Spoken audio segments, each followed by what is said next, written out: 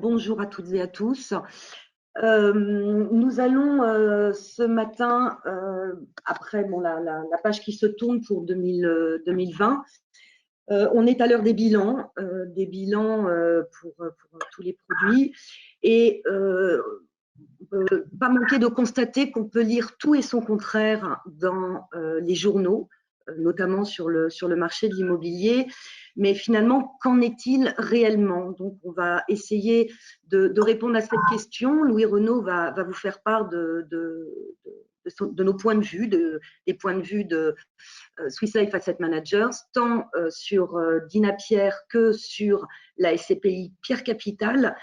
Laquelle, je profite ce matin de le dire, vient tout juste d'obtenir le label ISR, une nouvelle preuve de notre engagement quant à l'investissement immobilier responsable.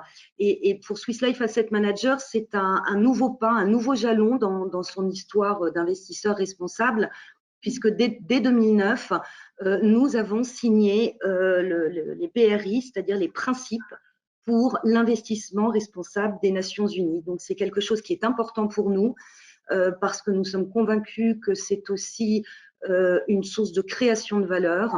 Je pense que Louis Renaud dira peut-être quelques mots là-dessus. Donc, je vais donner la parole à Louis Renaud pour cette présentation. Je rappelle que vous pouvez, tout au long de cette présentation, poser vos questions dans le chat. Questions auxquelles nous répondrons à l'issue de la présentation de Louis Renaud. Très bonne visio. Bien, bonjour à toutes, bonjour à tous. Ravi de vous retrouver en ce début d'année, bien évidemment. J'en profite au nom de toutes les équipes de Swiss Life Asset Managers pour vous présenter nos meilleurs vœux pour cette année, en espérant bien sûr la santé et puis en espérant pouvoir retrouver un contexte de travail. Je vous avoue qu'on ne s'est pas rencontrés physiquement depuis bien longtemps. Ça nous manque à tous. Nous avons hâte de pouvoir reprendre les routes, retrouver le contact direct avec vous. Néanmoins, aujourd'hui, c'est effectivement l'heure du bilan et du traditionnel bilan et perspective de l'année sur nos fonds immobiliers, c'est-à-dire sur la SCPI Pierre Capital et sur l'OPCI Dina Pierre. Alors, nous avons souhaité, en ce tout début d'année, faire un format un petit peu plus court que d'habitude. Donc, il n'y aura pas de point pur macroéconomie avec Béatrice Gage, mais simplement, voilà, les résultats, le constat, partant aussi du principe par rapport à ce que vous a dit Marie-Valérie, ça fait 9 mois maintenant que nous sommes dans une situation mondiale de pandémie. Cette situation a des conséquences, bien évidemment, sur l'économie en général, et cette situation a des conséquences, encore une fois, sur l'immobilier. Mais je crois que ça fait 9 mois qu'on le répète maintenant, tous les acteurs de l'immobilier le répètent. Nous ne sommes pas dans une crise immobilière, le marché est plutôt sain, c'est ce qui ressort vraiment de cette année. Il y a des conséquences, bien évidemment, sur l'immobilier par rapport à une économie au ralenti l'année dernière et par rapport à cette situation sanitaire. Néanmoins, aujourd'hui, on a des perspectives tout à fait intéressantes sur l'immobilier. C'est vraiment le message que l'on voudrait vous retranscrire aujourd'hui. Alors, simplement en synthèse, peut-être vite fait, ne pas oublier l'histoire, aussi bien sur l'immobilier que sur les différentes crises économiques que l'on a pu connaître ces 5, 10, 15, 20, 30 dernières années. On sort d'une année, déjà sur les marchés financiers où on a connu un krach boursier qui certes s'est assez vite compensé, mais les indices boursiers ont été quand même très délicats et très volatiles dans le courant de l'année. On rappelle que le CAC 40, alors tous les indices mondiaux ne finissent pas dans le même état en fin d'année, mais le CAC 40 finit à peu près à moins 7% après avoir touché un moins 35%. En référence également l'OAT à 10 ans, parce que nous, c'est dans l'immobilier, l'OAT à 10 ans, c'est notre benchmark. Faut pas oublier que ce que l'on compare toujours dans l'immobilier, c'est le taux de rendement de l'immobilier par rapport à ce que l'on appelle le taux sans risque. Et le taux sans risque, c'est quoi? C'est l'évolution de l'OAT à 10 ans. Donc l'OAT à 10 ans, en début d'année, on était sur des bases de moins 0,20 en France, et après Covid, on était à moins 0,35, donc contexte toujours négatif globalement, et accentuation de ces points négatifs sur l'OAT à 10 ans. Et puis dernier contexte aussi, c'est le fonds en euros des compagnies d'assurance qui continuent d'avoir des performances qui baissent au fur et à mesure. Alors pourquoi je rappelle tout ça? Tout simplement pour rappeler, moi le but de cet entretien aujourd'hui avec vous, c'est de la bonne utilisation de l'immobilier dans vos portefeuilles. Voilà. Donc, bien sûr, on va regarder les résultats finaux des produits immobiliers comparativement dans cette classe d'actifs à d'autres produits immobiliers, mais je crois qu'aussi il faut comparer ces solutions par rapport au reste des solutions disponibles. Et effectivement, on sort d'une situation très volatile, on est toujours dans un contexte de taux négatif et le fonds en euros ne va pas redresser la barre dans les prochaines années. On le sait très bien. Donc, vos clients auront besoin d'unités de compte supplémentaires, vos clients auront besoin de stabilité et ça va être vraiment le maître mot sur la collecte dans les prochains mois et dans les prochaines années de toute façon. Voilà, on commence tout de suite par la SCPI Pierre Capital. Alors, je ne représente plus la société de gestion Swiss Life Asset Managers.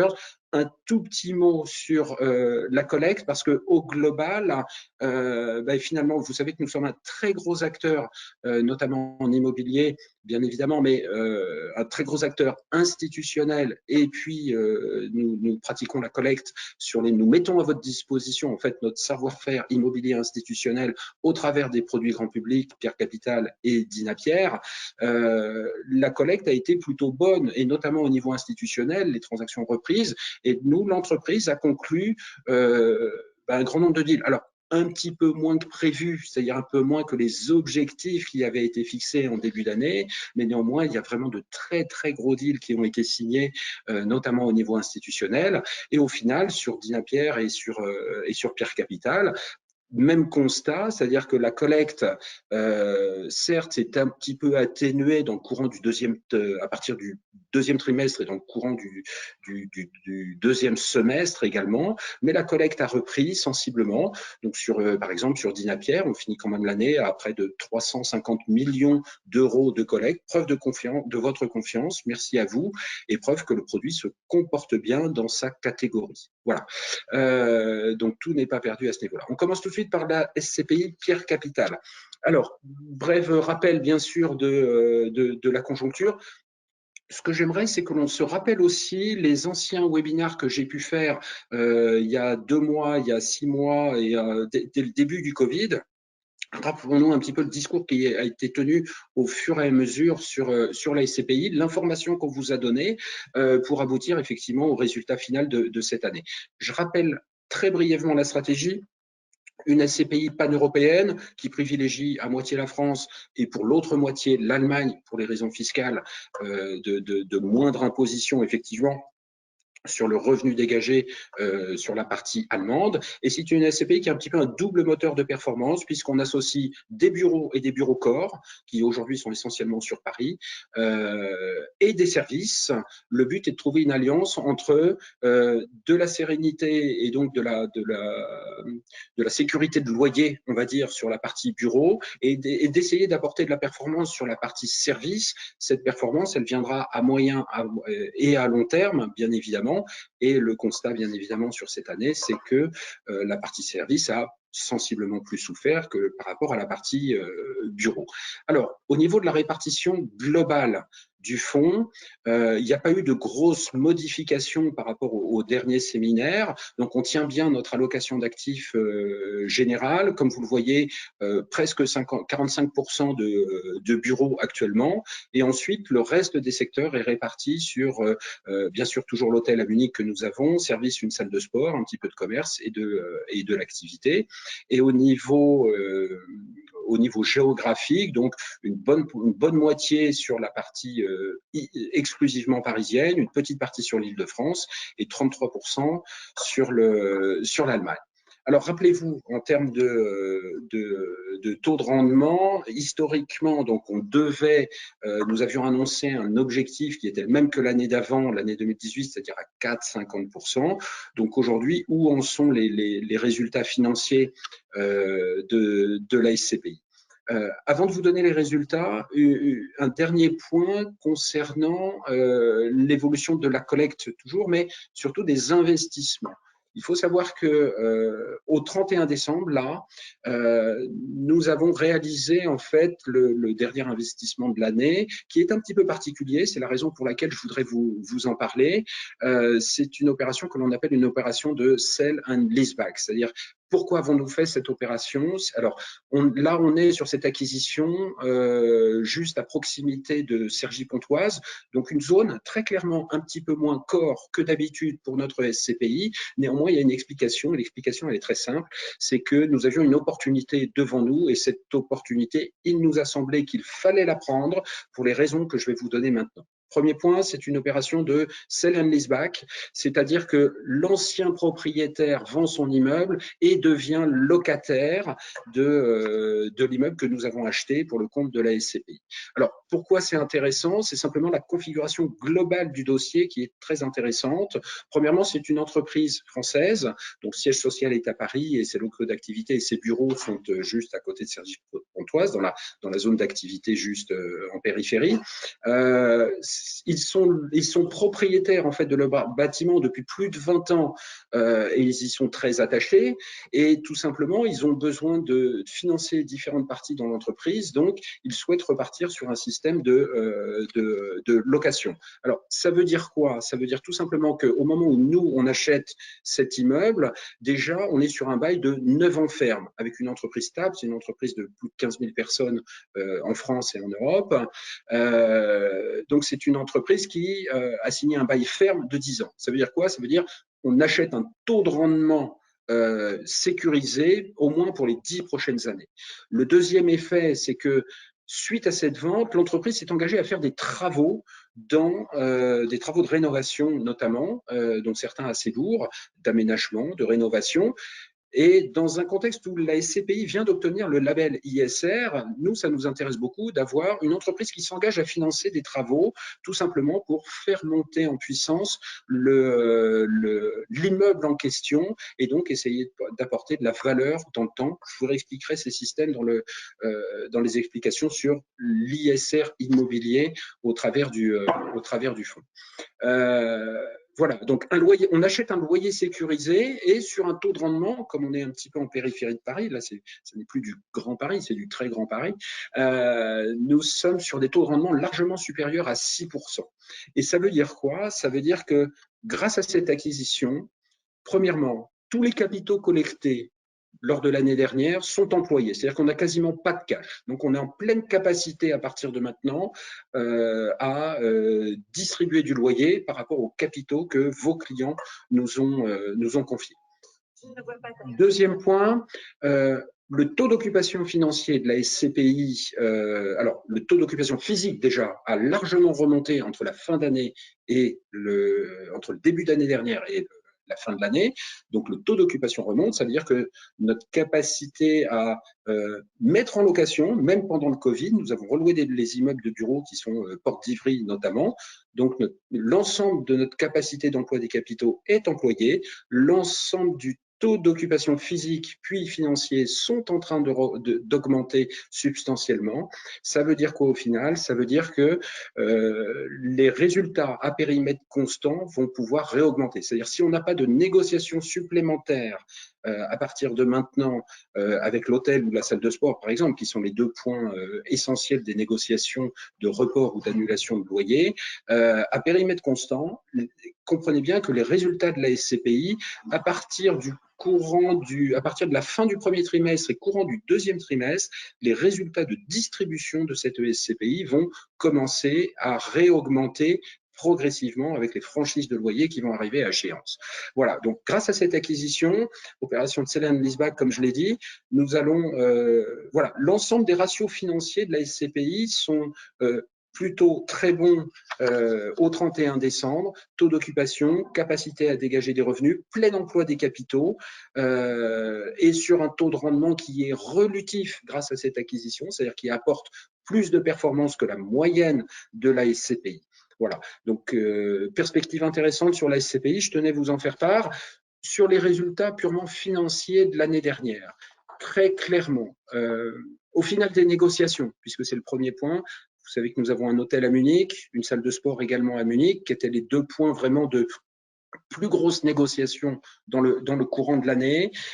Au final, sur l'ensemble de l'année 2020, nous avons octroyé très exactement 3,69% de franchise de loyer donc de gratuité de loyer, aux locataires avec qui nous avons dû négocier. Nous avons donc octroyé seulement 3,69% des loyers annuels de la SCPI. Donc ça, c'est plutôt une bonne nouvelle, compte tenu bien évidemment du contexte que l'on vient de vivre. Je vous avais dit lors du dernier webinaire que nous nous étions fixés un objectif de 4% de rendement, objectif qui n'était pas si facile à tenir que ça, hein, compte tenu de l'ensemble des négociations.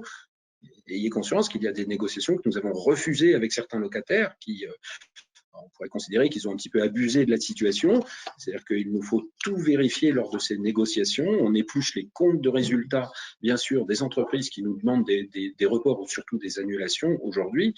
Donc, ce sont des négociations quand même assez âpres au quotidien. D'autant plus que la deuxième partie du confinement a réouvert certaines négociations avec certains locataires, vous le savez également très bien. Alors, je vous avais dit que nous avions un objectif de 4%. Je vous avais dit également lors des derniers webinaires que nous allions sans doute utiliser le report à nouveau pour pouvoir donner ces résultats. Eh bien, c'est très exactement ce que nous avons fait, puisque le résultat final, nous allons distribuer 4,05 annuels.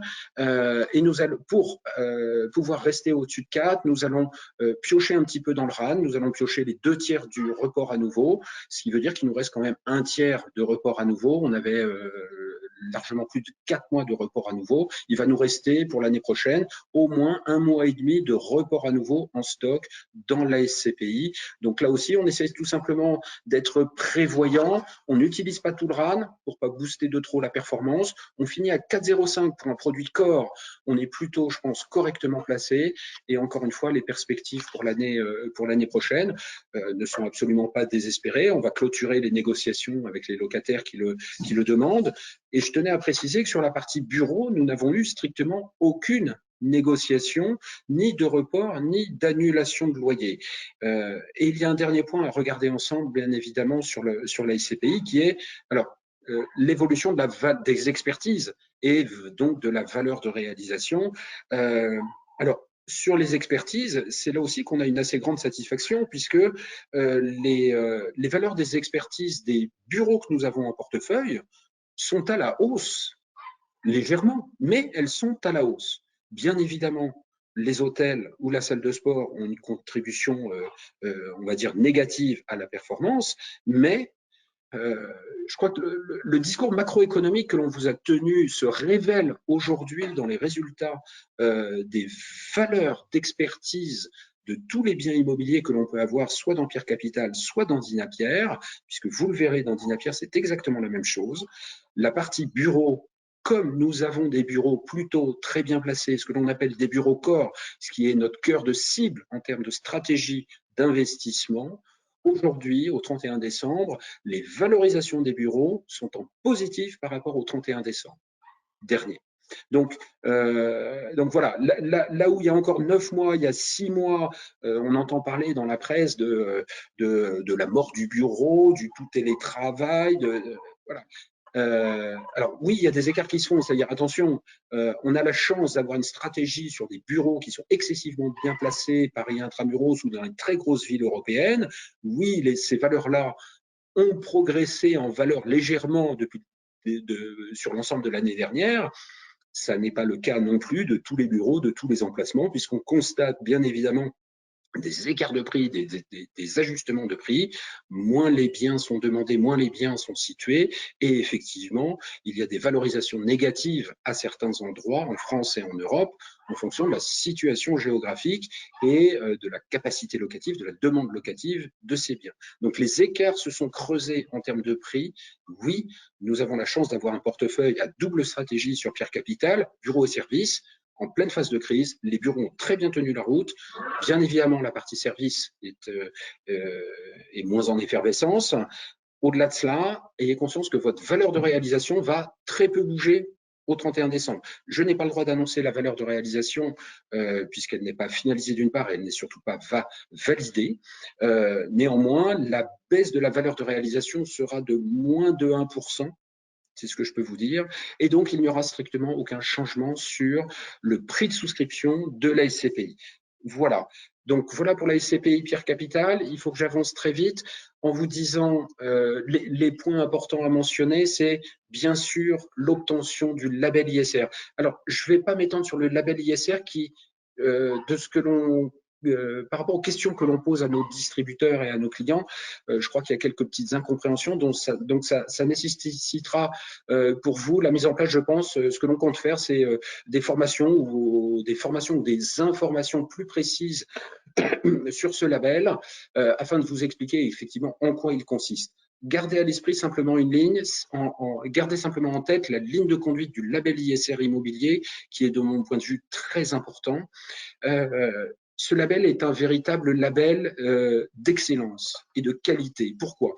L'objectif de ce label pour les fonds immobiliers, ça n'est pas de dire on fait une sélection d'immeubles qui sont eux-mêmes labellisés HQE, BREEAM ou ISR ceci ou ISR cela.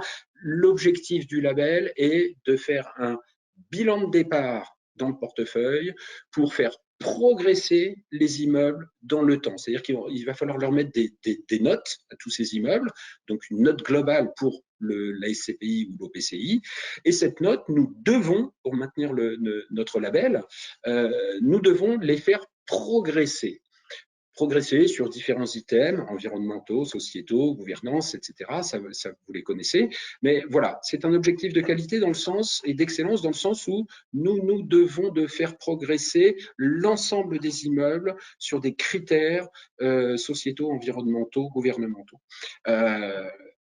Je suis intimement convaincu tout simplement que ce label va apporter un niveau de qualité aux immeubles. Vous savez, il y a toujours un débat sur l'ISR dans la gestion Securities, qui est de se dire est-ce que l'ISR apporte de la performance supplémentaire? Eh bien, moi, je suis intimement convaincu que dans l'immobilier, la réponse est oui.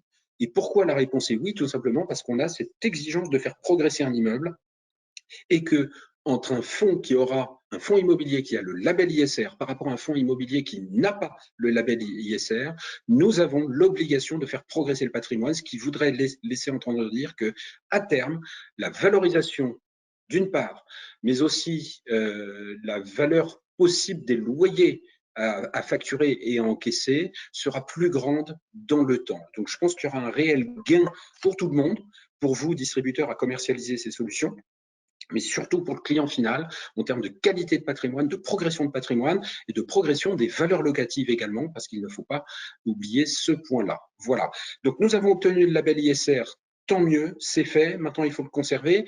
Donc, ayez conscience que c'est tout un travail de mise en place pour la société de gestion pour faire progresser ces immeubles. Ce sont des processus supplémentaires. C'est beaucoup, beaucoup de travail pour les asset managers des sociétés de gestion. Il y a des grilles à respecter sur de multiples critères et sur des objectifs que nous avons fixés à l'intérieur de la SCPI.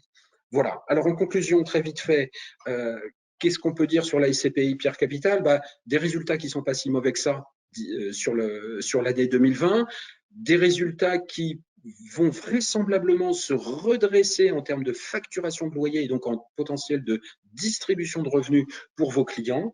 Et puis surtout un marché qui va rester compliqué en immobilier, donc concentrons-nous sur les biens corps, comme disent les anglo-saxons, core is king, c'est-à-dire que les produits core sont les produits rois. Le sujet n'est pas nouveau. Si vous voulez apporter de la valeur à vos clients, ce sont vraiment les produits core qui devraient statistiquement et historiquement parlant apporter le plus de valeur, comme je l'ai dit, mais apporter aussi une faculté à faire progresser les valeurs locatives des biens que l'on peut avoir en portefeuille.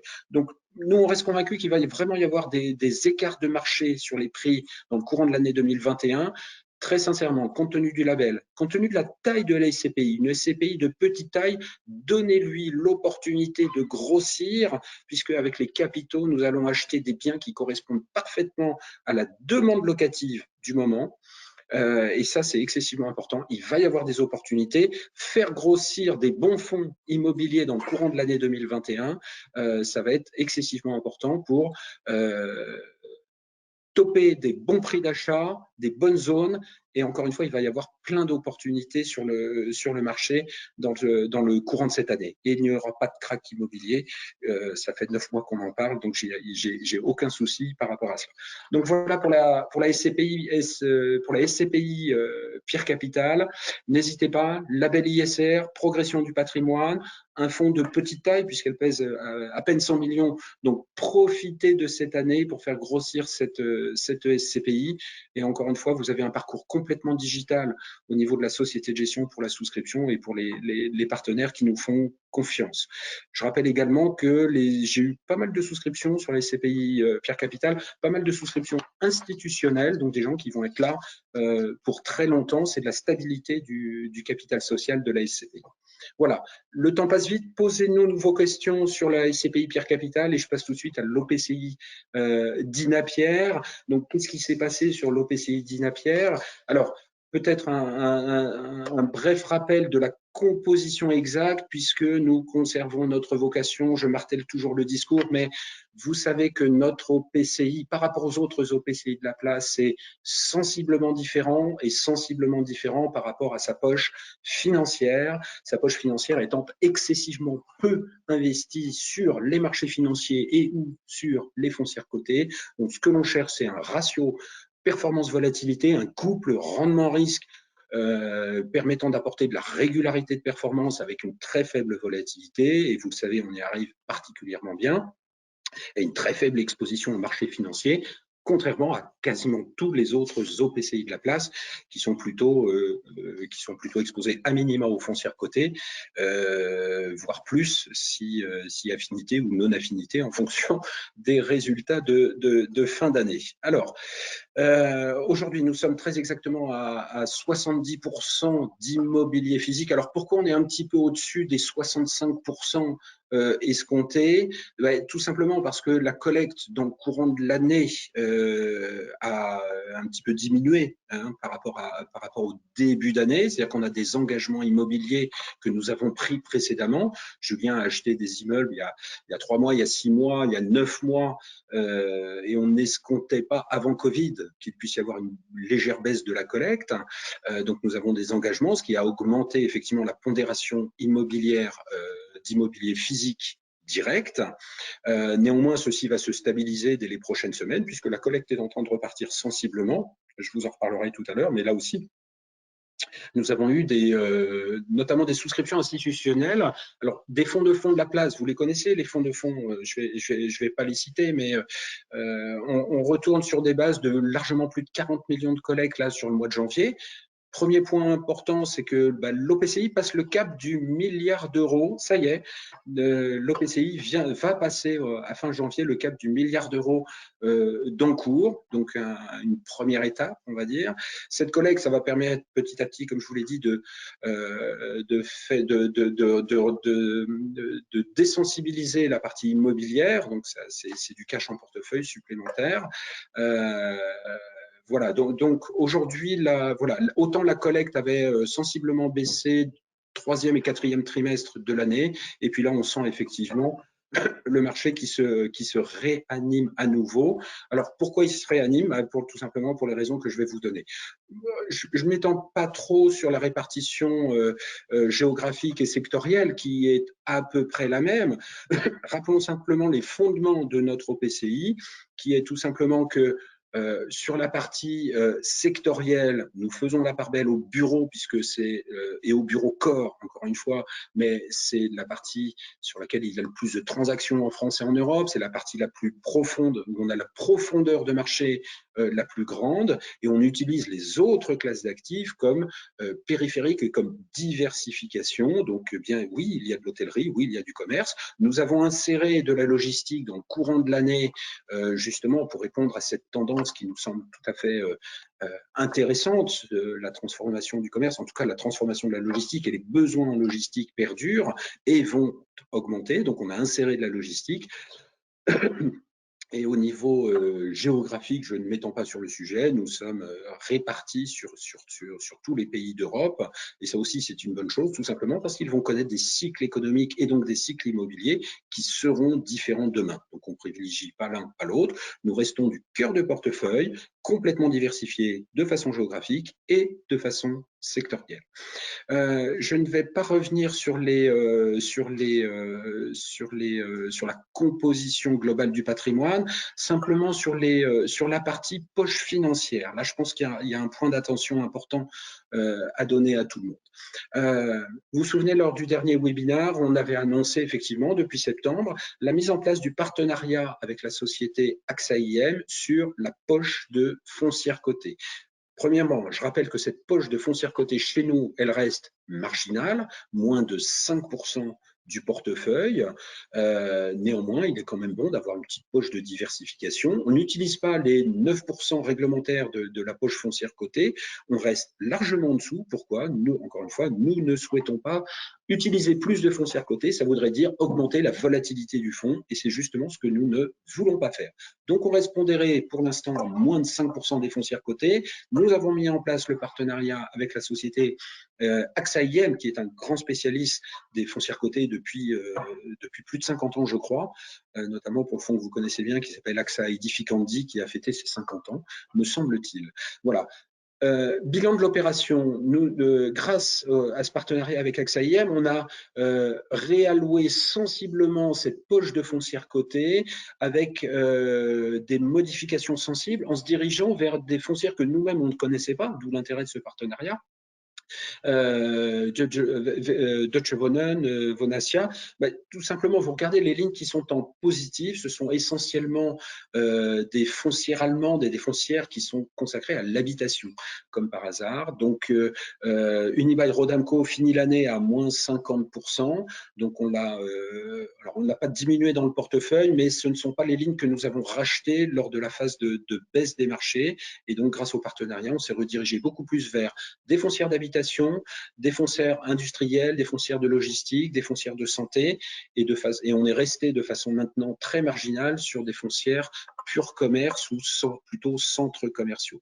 Voilà. Donc, bien sûr, la contribution à la performance des foncières dans le fond sur l'année est négative, mais encore une fois, notre objectif, c'est avant tout de garder une volatilité excessivement faible dans le fond et de profiter des opportunités de marché, puisque nous avons racheté progressivement des foncières sur les 6 derniers mois, progressivement, justement pour pouvoir reprendre position à hauteur de à peu près 4,8% du portefeuille.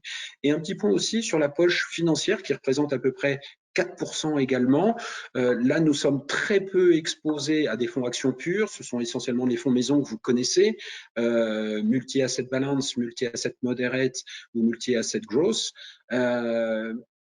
Regardez, ces fonds, après avoir connu le krach boursier, je crois que ce sont des fonds que vous connaissez bien, hein, mais ce sont des fonds qui apportent de la contribution positive, c'est-à-dire que malgré la baisse du CAC 40, finalement, dans leur catégorie, ils finissent très très bien l'année, donc on est plutôt content de les avoir en portefeuille. Voilà, mais maintenant, il n'y a pas besoin de s'étendre pendant trop longtemps sur le sujet. C'est une base stable de portefeuille, encore une fois, peu exposée uniquement au marché action, donc il y a du marché obligataire, il y a du marché monétaire, et donc la contribution à la fin de l'année n'est pas forcément négative malgré la baisse forte des indices français ou des marchés financiers. Voilà. Alors, au final, l'objet du prochain webinaire. Oui, Renaud, les fonds multi-assets, justement. Tout à fait. Voilà. Vous avez dû voir l'invitation, effectivement, pour le prochain webinaire qui fait mention, effectivement, des résultats de nos fonds multi-assets. Donc, je vous invite, pour ceux qui ne sont pas inscrits encore, à vous inscrire à ce prochain webinaire de Swiss Life Asset Managers. Sur les résultats, on finit l'année comment? On finit l'année légèrement négatif, très légèrement négatif. Moi, j'attire votre attention très simplement sur la volatilité du fonds. Volatilité 1 an, 2%. Volatilité 5 ans, 61%. Voilà. N'oublions pas, c'est notre stratégie de gestion, c'est notre vocation que de garder cette volatilité basse, d'être peu exposé. Certes, les années 2016, 17, 18, 19 étaient exceptionnelles en termes de régularité. Je crois qu'aujourd'hui, vous ne nous en voudrez pas. Nous avons joué notre rôle d'amortisseur de crise, c'est le rôle de l'immobilier. On reste toujours dans un bon niveau de régularité. Alors, pourquoi cette performance légèrement négative, puisque c'est la question qui est dans toutes les bouches aujourd'hui. De surcroît, les gens ne comprennent pas forcément, même nos distributeurs ne comprennent pas forcément la différence entre une SCPI et un OPCI et nous posent les questions là depuis un mois en nous disant mais comment se fait-il qu'un fonds immobilier puisse faire une performance négative dans une année déjà, je me permets de rappeler que par rapport à nos confrères, nous sommes très largement moins en négatif que les autres OPCI de la place, en tout cas les gros et les plus connus. Le deuxième point, c'est tout simplement que les OPCI fonctionnent de façon tout à fait différente par rapport aux SCPI. La composition du portefeuille n'est pas la même. Nous avons une partie financière réglementaire dans les OPCI et en fonction de cette partie financière, bien évidemment, la fluctuation des marchés financiers influe sur la performance finale de fin d'année. Alors, pour vous donner très exactement les chiffres de contribution à la performance dans le courant de l'année, moi j'aimerais vous donner justement toutes ces précisions au plus précis.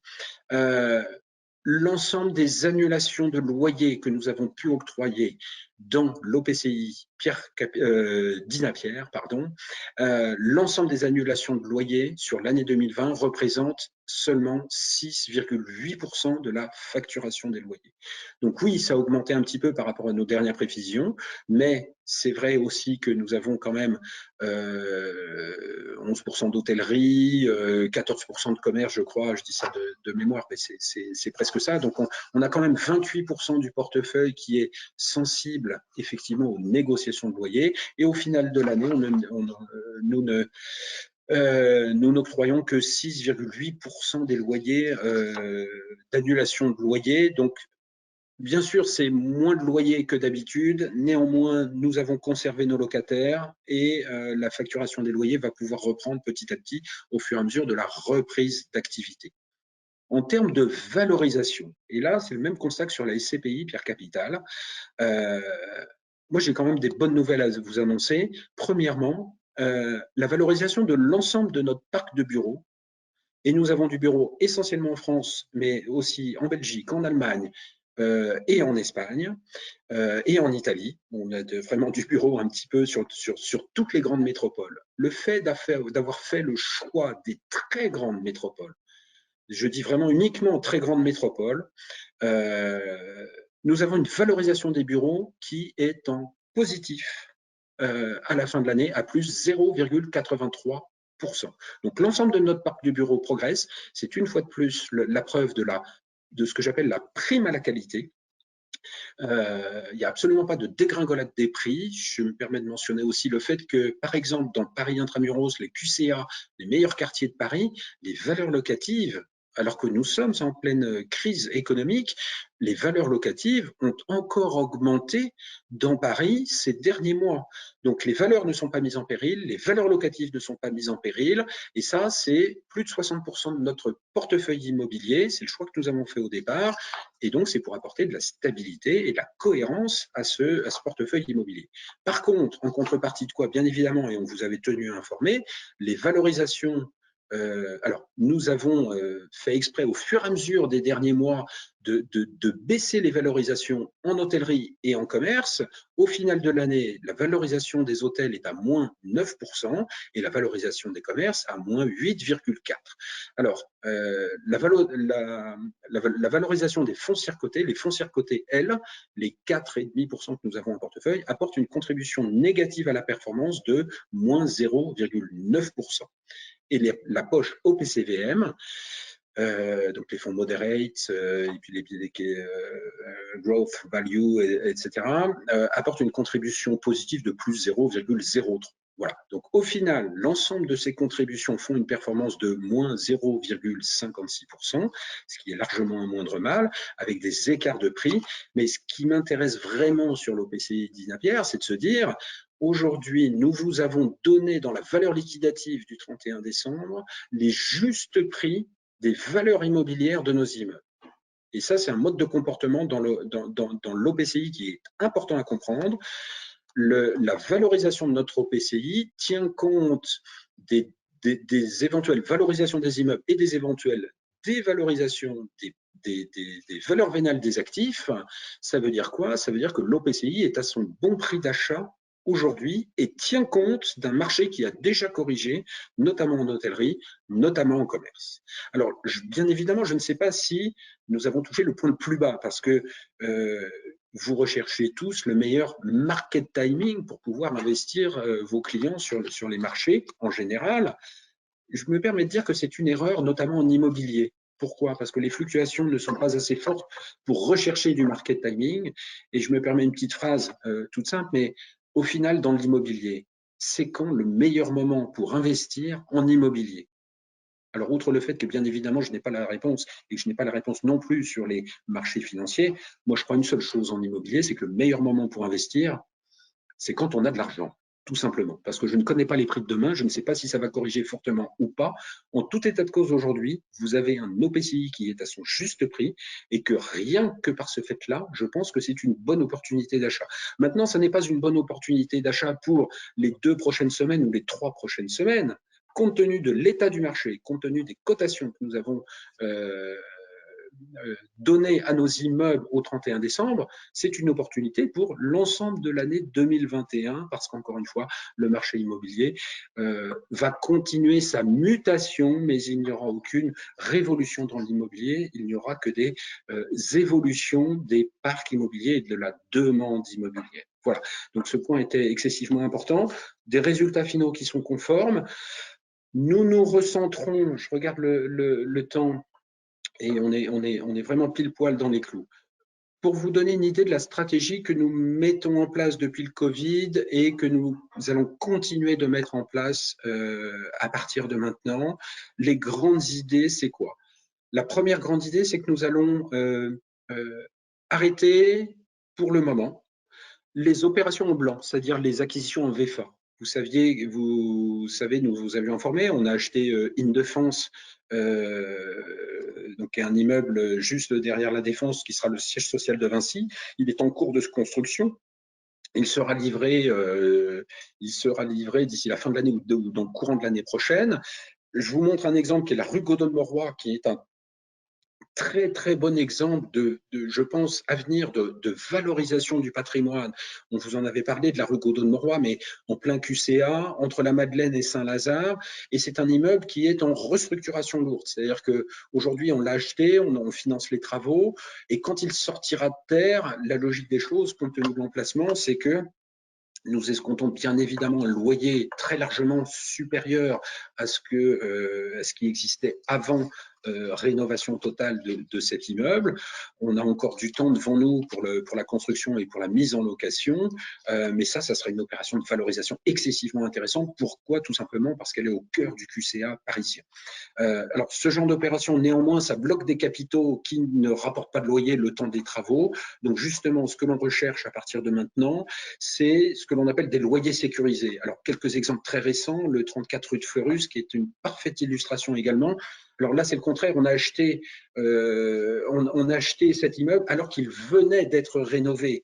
Donc, ce qui nous intéresse, c'est plusieurs choses. Premièrement, le quartier historique de Paris, le 6e arrondissement, à 2 pas du Luxembourg. C'est une parfaite illustration aussi de rénovation, c'est-à-dire toujours dans l'optique du label ISR pour les CPI Pierre Capitale.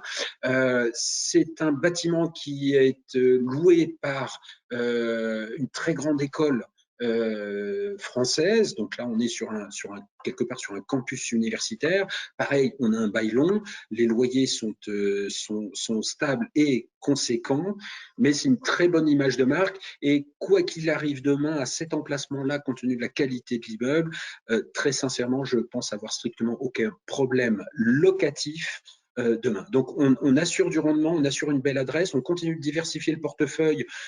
C'est pas de la résidence étudiant, hein, ça n'a rien à voir, mais c'est simplement un locataire différent avec un immeuble qui bénéficie d'un amphithéâtre, de salles modulables. Aujourd'hui, ce sont des salles de cours. Demain, ça pourrait être des bureaux ou de l'open space ou tout ce que vous voulez. C'est labellisé ISR, etc., etc. Donc, on recherche du rendement sécurisé. Idem à Barcelone, mais cet exemple-là, je vous en avais parlé la dernière fois. On est en plein cœur des affaires de Barcelone, qui est quand même l'une des 2 plus grosses villes du business espagnol, avec un locataire qui s'appelle Criteo, qui est une entreprise française qui fait du web services et de l'analyse marketing web, et qui est une entreprise cotée à New York. Voilà, donc là, pareil, paille ferme, long terme. Donc encore une fois, voilà, simplement une démarche de globalement moins d'opérations en VFA. On recherche du loyer sécurisé, on recherche des très beaux emplacements, on recherche des bâtiments qui seront labellisés, on recherche des bâtiments qui correspondent à la demande. Donc, continuez de nous faire confiance, continuez de faire grossir le fonds. Donc, vraiment, le message pour moi à la fin de ce séminaire, c'est de se dire, continuons de faire grossir les fonds immobiliers, donnez-nous l'opportunité de constituer du patrimoine pour vos clients, du patrimoine qui va progresser dans les 10 prochaines années, dans les 15 prochaines années, et c'est maintenant qu'il faut l'acheter. C'est en 2021 et c'est en 2022, si vous voulez faire vraiment du gap de valorisation, c'est en 2021 et en 2022 qu'il faut faire grossir les portefeuilles pour nous aider à acheter du patrimoine de qualité, du patrimoine qui correspond à la demande de vos clients. Un dernier point sur l'OPCI d'Inapierre, avant de vous laisser la parole. Je me suis permis de montrer un petit peu nos co-courants, simplement pour vous rappeler le discours que l'on tient. Et ce discours, c'est un discours de vérité. Nous avons l'OPCI. Alors, je n'ai pas mentionné le nom des autres, mais vous pourrez les retrouver facilement. C'est le tableau c'est le tableau performance-risque, donc performance-volatilité des OPCI grand public de la place sur 5 ans. Donc, pour être dans ce tableau, déjà, il faut avoir 5 ans d'historique, bien évidemment. Voilà d'Inapierre. Nous avons tout bonnement l'un des fonds les plus performants. Celui-ci, c'est un autre OPCI assez connu qui est très gros sur la place et qui est vendu par une banque de réseau qui a un logo vert. Et les autres OPCI, ces deux-là, c'est mon ancienne maison, donc je ne vais même pas les mentionner. Et puis là, vous avez une banque verte, vous avez la société de gestion REM d'un très gros assureur français qui a un logo bleu, etc. etc. Voilà. Donc, peu importe qui sont-ils, moi, ce que je vous vends, c'est de la volatilité faible, de la régularité de rendement, c'est ce que nous faisons depuis toujours, même si les résultats sont un petit peu moins bons cette année. La performance de notre PCI de façon intrinsèque reste tout à fait correcte par rapport à la concurrence, voire l'une des meilleures, encore une fois avec un ratio performance-volatilité qui est dû à notre très faible exposition au marché financier. Donc, soyez confortés entre le fait que voilà, le discours que l'on vous tient, c'est un discours de vérité et ça se retranscrit tout simplement dans les chiffres et c'était important de mentionner tous ces détails. Voilà. Un dernier point concernant le label ISR. Donc, autant nous avons obtenu le label ISR sur la SCPI Pierre Capital et je vous confirme que nous sommes en train de constituer le dossier, de mettre en place les objectifs et les process en interne pour l'OPCI d'Inapierre. Notre objectif étant de pouvoir déposer notre dossier à la fin du premier trimestre, au tout début du deuxième trimestre de cette année pour l'obtention du label ISR. Donc, nous sommes en marche pour le label ISR sur le PCI d'Inapierre, après la SCPI Pierre Capital. Donc voilà, gageons bien évidemment que nous réussissions à obtenir, mais il n'y a pas de raison. Voilà, maintenant comprenez que ce sont des grandes démarches et des process à mettre en place qui sont lourds et conséquents.